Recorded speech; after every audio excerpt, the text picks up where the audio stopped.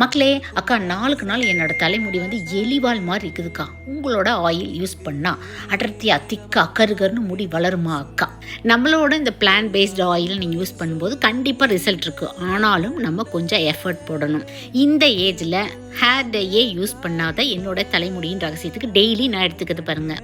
Walnut, pumpkin seat, முளைக்கட்டின வெந்தயம், ஊற வச்ச பாதாம், சன்ஃப்ளவர் சீட்ஸ், இது எல்லாமே ஒரு நாளைக்கு 100 கிராம்ஸ் கிட்ட நான் எடுத்துக்குவேன். டெய்லியுமே எடுத்துக்குவேன். ஏன்னா இது எல்லாத்துலேயுமே பயோட்டின் இருக்குது. பயோட்டின்கிறது ஒரு வாட்டர் சால்யுபிள் விட்டமின். அது வந்து உடம்புல தங்கிக்காது, டெய்லி வெளியேற்றிடும்.